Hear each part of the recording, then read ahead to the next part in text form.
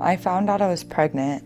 I was about 3.5 weeks when I found out, and I didn't want to be, so I was coming here to find out exactly how far along I was, because I was trying to find out as soon as possible so I could take other routes, actually. I didn't plan on keeping her, so I was pretty much just trying to find out how far along I was, how much time I had before I could make it to a clinic and make that decision. The previous year, I actually did have an abortion. I was 14 weeks and 5 days when I aborted. So that led me back into my drug use. And so I was back on drugs real hard. And then I rediscovered y'all and got to actually meet the people who work here this time and build a relationship. And when I discovered y'all, it was because I was pregnant again, like I said. So I came back and started that journey with Amaria. Mary Carol knew that I had the abortion in 2017. And so she never judged me. She never turned her back on me. I never felt like I needed to hide who I really was when I came. Excuse me. So when I came back and I was pregnant again, she was really, really excited. And I wanted to have another abortion because I didn't feel worthy to be a mom again, because I killed a kid. And she just reassured me that that's not how that works. I needed to forgive myself because God had already forgiven me for what I had done. It was really important for her to be there in my life at that point in time, because I didn't want to have Amaria. Because like I said, I didn't feel like I deserved her. She kept reassuring me. The further along I got, the more scared I got, because I didn't have the money for the abortion. And that is solely what stopped me from having the abortion. I had been doing drugs again. I was scared that she wasn't going to be okay if I had her. I tried to herbally abort as well. And it didn't work, obviously. But I didn't come up with the money, and that was for a reason.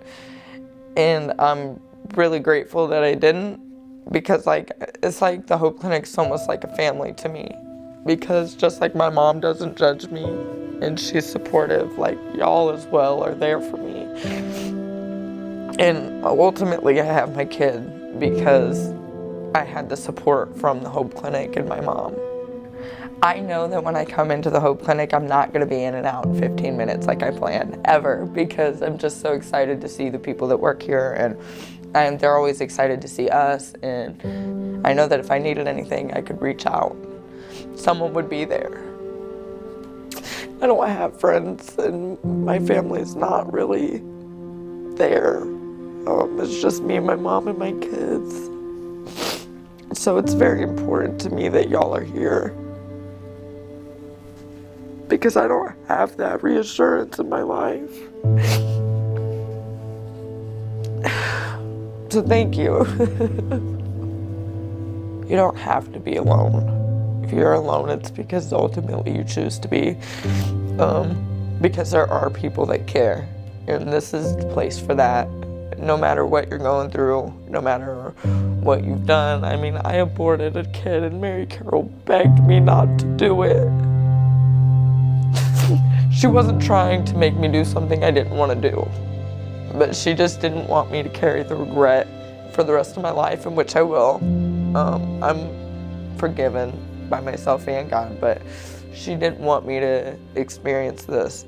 I did it alone by choice, because even though I did that, I didn't have to be alone. I could have still come here for support and love, and I would have gotten it from everyone here. My 6-year-old and I just got baptized about a month ago, for the first time for both of us, actually, and I'm 25. So that was a good experience. We go to church every single week. I go to work every day. I don't call out. I'm not just existing anymore, I'm living. And it feels really, really good. I'm happy. My kids are happy. My mom is happy. For people that have already had an abortion, I would like them to hear this specifically because I had an abortion.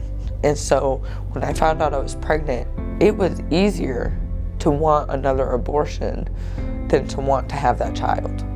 Because now you've already done it. And I would have, if I would have been able to. I was afraid I wasn't gonna have somewhere to live.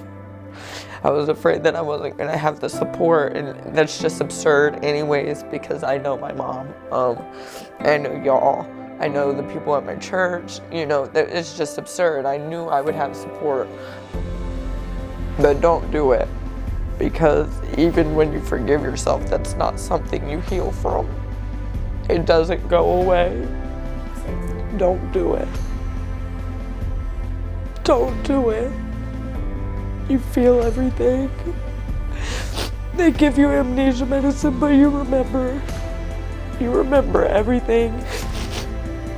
It hurts. It hurts really bad. More spiritually than physically, but physically as well. There is someone that will take that baby and love it. Somewhere, there's a mom that can't have a kid, don't do it. But now that I actually went through the pregnancy, I have my daughter and I love her. I would never, I don't care if I was pregnant with octuplets, like, I would not abort again. Because you can do it. You can, all you got, it's only 40 weeks. If you don't want to keep the child, don't, but it's only 40 weeks. Compared to the rest of your life, that's not that much time. Just have the baby, you know, and let it be loved by someone, anyone. So don't be afraid. Don't be afraid to ask. Because if you don't know that someone needs help, you can't help them. So if you need help, ask somebody. Here, specifically, you know, it's a good place to be.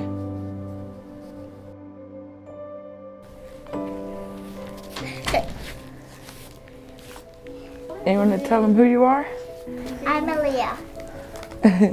How old are you? 5. I mean 6. You want to tell them about your baby sister? What's her name? Amaria. Amaria what? Gail? Gail Jefferson. Jefferson. Do you know how old she is? She's 2 months. She's 2 months. You love her? Yeah. How much? Before I went on the school bus, I said, "Love you, Amaria." She said she's got the next poopy diaper. She's gonna get that one. And it's not. No, she didn't. I'm just... Liar, pin the fire. Don't dare eat my nose in front of a camera. Camera. I love you. Camera.